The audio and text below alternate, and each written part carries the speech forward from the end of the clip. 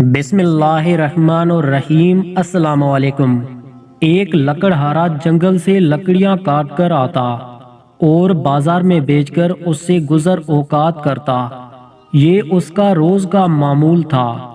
ایک دن وہ جنگل میں گیا اور اس نے دیکھا کہ جنگل کا بادشاہ شیر ایک درخت کے ٹہنے سے الجھا ہوا تھا اور اس کے پاؤں میں کانٹا پھنسا ہوا تھا جس نے شیر کو بدحال کیا ہوا تھا۔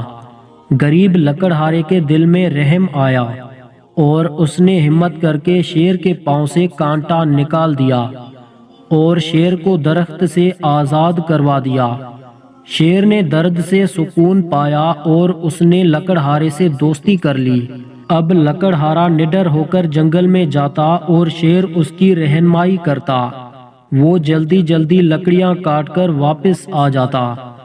اکثر شیر اپنے دوست کے ساتھ اس کے گھر تک آ جاتا۔ اسی طرح ایک دن اس کے ساتھ اس کے گھر تک جا رہا تھا تو راستے میں بارش ہو گئی۔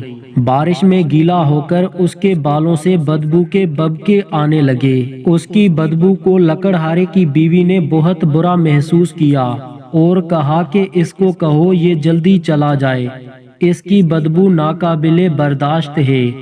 لکڑہارے نے شیر کو کہا کہ دوست اب تم جاؤ، تمہاری بدبو ناقابل برداشت ہے۔ شیر کو یہ بات بہت بری لگی، وہ وہاں سے واپس جنگل میں آ گیا۔ دوسرے دن جب لکڑہارا آیا تو شیر اس کا انتظار کر رہا تھا۔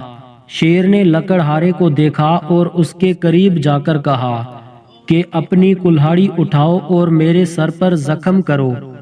لکڑہارے نے کہا تم میرے دوست ہو، میں ایسے کیسے کر سکتا ہوں؟ شیر نے کہا میرے سر پر وار کرو ورنہ میں تمہیں کھا جاؤں گا۔ لکڑہارے نے ڈرتے ڈرتے وار کیا اور شیر کے سر میں اچھا خاصا زخم بن گیا۔ شیر نے لکڑہارے کو پوچھا یہ زخم کتنا گہرا ہے؟ اس نے کہا کافی گہرا ہے۔ شیر زخم کھا کر غائب ہو گیا۔ لکڑہارا جنگل میں آتا مگر اس کو شیر نظر نہ آتا۔ کافی دن بعد شیر پھر ایک دن لکڑہارے کو نظر آیا اور اس نے لکڑہارے کو زخم دکھایا اور پوچھا دیکھو زخم ابھی بھی ہے یا پھر بھر گیا ہے؟ لکڑہارے نے کہا زخم تو صرف نہ بھر گیا ہے بلکہ نظر بھی نہیں آتا۔ تو شیر بولا مگر ایک زخم جو تم نے میرے دل پر بدبو کا اظہار کر کے دیا تھا وہ نہیں بھر رہا۔ جب تم نظر آتے ہو بہت تکلیف دیتا ہے، اس لیے اب تم جنگل سے دفع ہو جاؤ اور دوبارہ ادھر نظر نہ آنا۔ دوستو ویڈیو پسند آئی ہے تو ویڈیو کو لائک اور اپنے دوستوں کے ساتھ شیئر کریں۔ مزید ویڈیوز کے لیے ہمارے چینل کو سبسکرائب کر دیں۔